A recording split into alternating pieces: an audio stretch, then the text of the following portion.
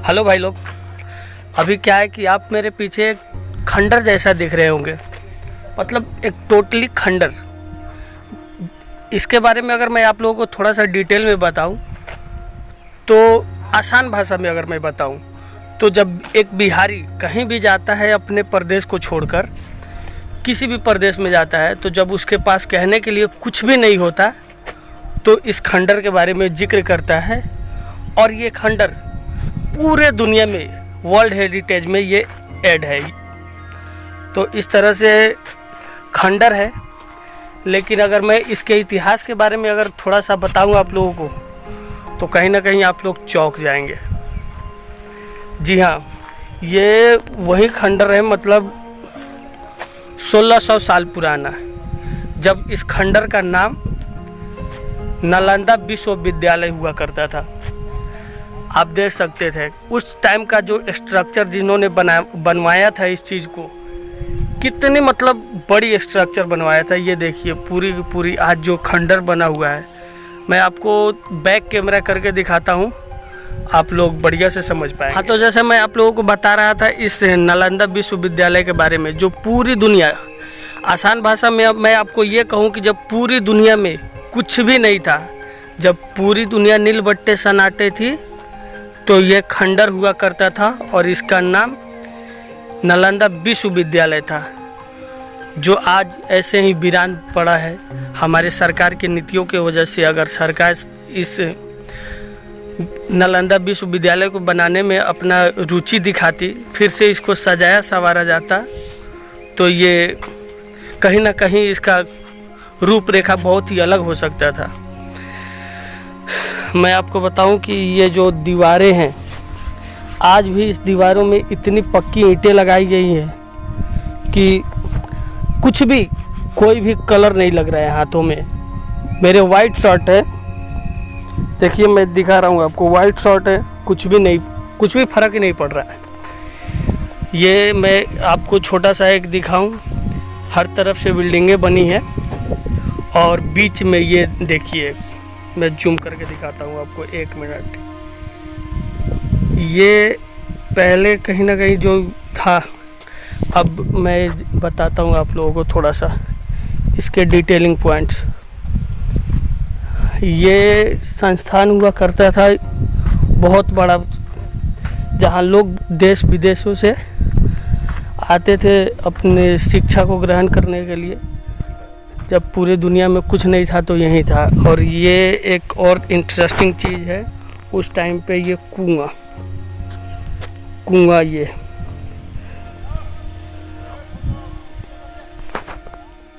इस विश्वविद्यालय में एक छोटी सी जानकारी आप लोगों को बताऊं, जो इतनी छोटी नहीं है।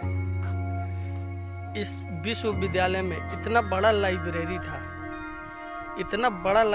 आप अंदाज़ा लगा सकते हैं। जब उसमें आग लगी तो पूरे 6 महीने तक किताबें जलती रह गई।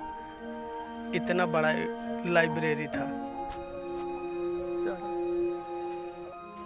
इतना बड़ा लाइब्रेरी था जो 6 महीनों तक, 6 महीने भाई साहब टाइम कम नहीं होता है, पूरा 6 महीना तक किताबें जली थी। इतना बड़ा ज्ञान का भंडार था हमारे पास। देखिए, जैसे जैसे इस नालंदा विश्वविद्यालय के बारे में मुझे पता चलता जाएगा, मैं आप लोगों को बताता जाऊंगा। अभी मैं बता दूं कि ये उस ज़माने का बहुत ही बड़ा मंदिर था, भव्य मंदिर। जो लोग भी यहाँ शिक्षा दीक्षा प्राप्त करने आते थे, उन लोगों के लिए ये मंदिर बनवाया गया था।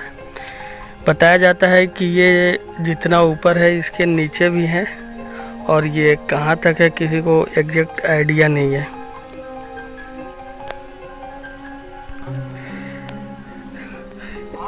एक्चुअली क्या है कि जब ये लाइब्रेरी में इसका भी मैप रखा गया था, तो उस मैप के जब आग लगी थी 6 महीने तक वो आगे जली, उसी में इसका जो भी स्ट्रक्चर का जो भी इसका डिज़ाइन था, वो उसमें जल जाने के कारण किसी को एक्चुअल आइडिया नहीं है कि ये कहाँ तक है और कहाँ तक नहीं है। वैसे मोटा मोटी ये बताया जाता है कि जब जितनी ये खुदाई हुई है, ये एक भाग है लगभग, मतलब इसके 10 गुना और भी ज़्यादा ये ज़मीन के अंदर है। ये एक्चुअली क्या है कि ये सब भी मैं एक बार और बता दूँ आपको, सब सारा घुमा कर, ये बहुत दूर में है भाई साहब। ये सब भी ज़मीन के अंदर ही था, इसकी खुदाई हुई है और खोद कर इसको निकाला गया है। और आज तक मतलब इसका जितना ये निकाला गया है, इसका 10 गुना भाग अभी भी ज़मीन के अंदर भी ही है। आप मोटा मोटी ये समझ लें कि अगल बगल में जितने भी ये गांव होंगे, ये सारी कहीं ना कहीं नालंदा विश्वविद्यालय के ऊपर ही बने हैं। ये सब जो मैं अगर दिख रहा होगा यहाँ एक चीज़ और है कि ये जो नाला आप लोगों को दिख रहा है, ये जो इस नाले का अभी तक पता ही नहीं चला कि ये कहाँ जाकर एंड होता है और ये कहाँ से स्टार्ट है। तो ऐसी बहुत सारी चीज़ें हैं जो यहाँ अजूबा है और जिसके बारे में और भी आगे पता चला तो मैं बताऊँगा। चलता हूँ आगे की तरफ। इतनी मोटी दीवारें हैं इसका, आप देख सकते हो, कम से कम ये 20 फीट से ज़्यादा मोटी दीवारें हैं। एंट्री है ये गेट, एंट्री गेट है ये एंट्री गेट है।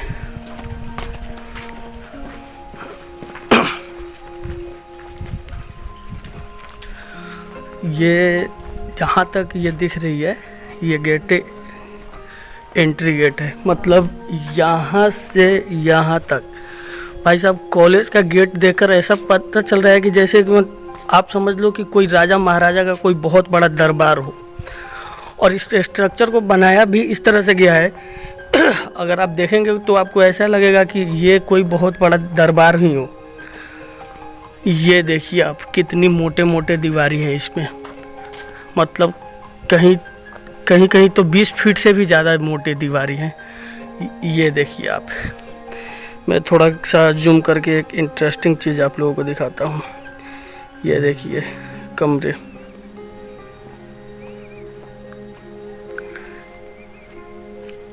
यही वो चीज़ है जिसके बारे में मैं आप लोगों को अभी बता रहा था। वर्ल्ड हेरिटेज में जब लिखा गया, इसको ऐड किया गया, सॉरी वर्ल्ड हेरिटेज में जब इसको ऐड किया गया तब ये बोर्ड लगाई गई। आप देख सकते हैं यहाँ 15 जुलाई को ये बोर्ड लगाया गया है यहाँ पे, जब इसको वर्ल्ड हेरिटेज में शामिल किया गया।